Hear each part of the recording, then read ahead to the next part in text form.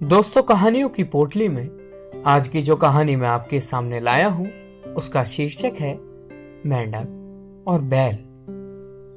बहुत पुरानी बात है। किसी घने जंगल में एक बहुत बड़ा तालाब था जिसमें ढेर सारे मेंढक रहा करते थे। वो सभी तालाब में ही रहते और वहीं पर खाते पीते थे। उन मेंढकों ने कभी तालाब से बाहर निकलकर बाहर की दुनिया नहीं देखी थी। उन्हीं में एक मेंढक अपने 3 बच्चों के साथ वहां रहा करता था। उस मेंढक की सेहत काफी अच्छी खासी हो चुकी थी और वो उस तालाब में सबसे बड़ा मेंढक बन चुका था। उसके बच्चे उसे देखकर काफी खुश हुआ करते थे। उसके बच्चों को लगता था कि उनके पिता ही दुनिया में सबसे बड़े और बलवान हैं। मेंढक भी अपने बच्चों को अपने बारे में झूठी कहानियां सुनाता और उनके सामने शक्तिशाली होने का दिखावा करता था। उस मेंढक को अपने शारीरिक कदकाठी पर बहुत घमंड था। ऐसे ही दिन बीतते गए।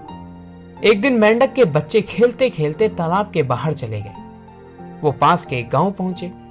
वहां उन्होंने एक बैल को देखा और उसे देखते ही उनकी आंखें खुली की खुली रह गई। उन्हें कभी इतना बड़ा जानवर नहीं दिखा था। वो बैल को देखकर डर गए और बहुत ज्यादा हैरान हो गए।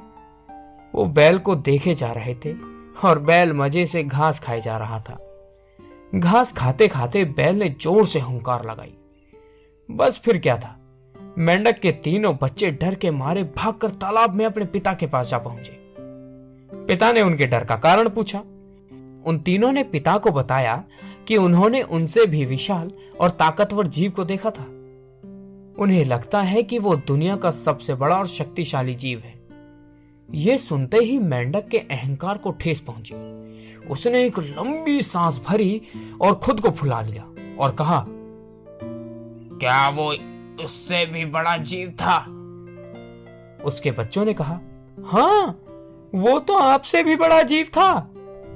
मेंढक को और गुस्सा आ गया।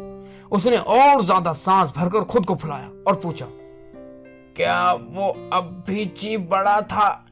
बच्चों ने कहा, ये तो कुछ भी नहीं, वो आपसे कई गुना बड़ा था। मेंढक से यह सुना नहीं गया।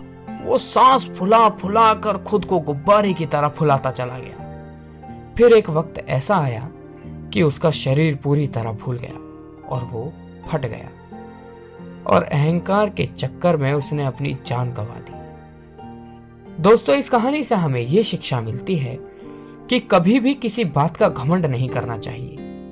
घमंड करने से खुद का ही नुकसान होता है।